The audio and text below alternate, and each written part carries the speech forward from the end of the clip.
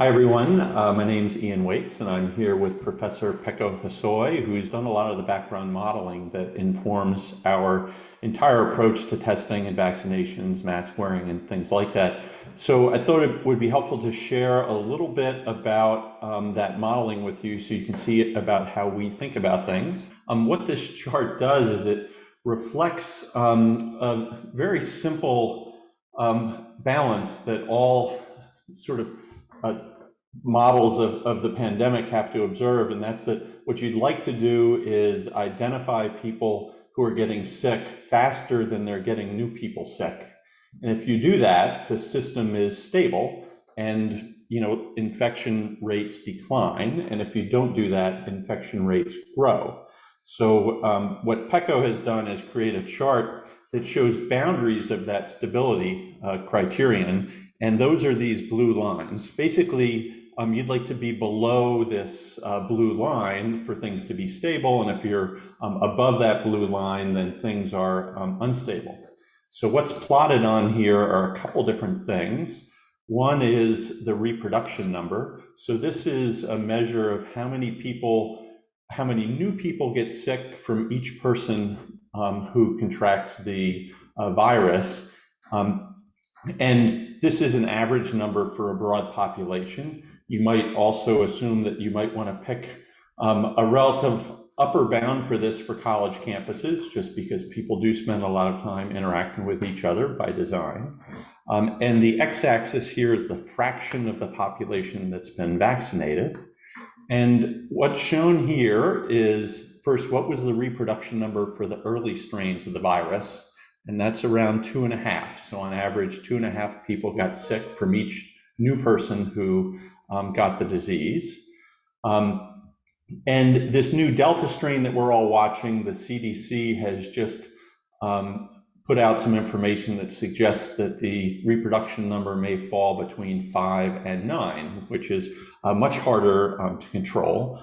But we have several things at our that we're able to use to help address that. So one is the high vaccination rates that we'll have on campus. So we will have very close to 100% vaccination rate.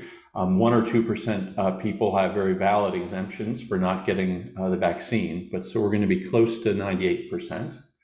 And then the other is that we have the ability to test. And you can see the effect of the testing here is that if you had no testing, which is this dotted blue line on the bottom, you really cannot control the Delta variant without other measures, masks, social distancing, and the like. As you move to 1 day a week, though, you can see for high levels of vaccination that you can control the Delta variant. And if needed, you can go up to 2 times a week, which gives you, if you extend this all the way up and off the screen, gives you a lot of headroom relative to the Delta variant. And so this is how we think about our strategy. One of the challenges, though, with beginning in the fall is that we're not yet in a steady state. So Pekko can share more about why, for example, we're having masking indoors initially. Pekko? The challenge we have is that at the beginning of the semester, there are a lot of students who are coming in internationally who may not have had an opportunity to become vaccinated yet. But there is going to be an extended sort of transient period where we're going to have to layer on masks in addition to the testing to make sure that the unvaccinated are protected while they sort of integrate into the system. We should expect to have COVID on campus in the fall. So this is not going to be a COVID-free zone, and it's going to be fine because we're going to have a large population that is vaccinated. Some people have said, well, can we just test more and not wear masks? And you shouldn't think about those as entirely interchangeable. A test is like a one-way mask. It protects people who you will interact with in the future, but it doesn't protect you from getting sick the way a mask does. So at least initially, while we're getting through the startup transient that Pekko described, we're going to make sure that people are masking indoors all over campus.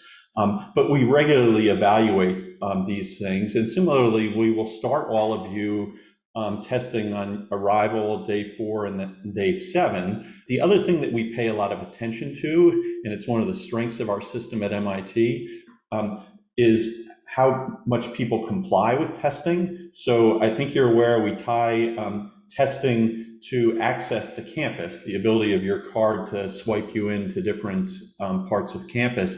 And just wanted to show you, even though it makes it a little more complicated, how this chart looks if you assume some people randomly are not testing on the days that they're supposed to.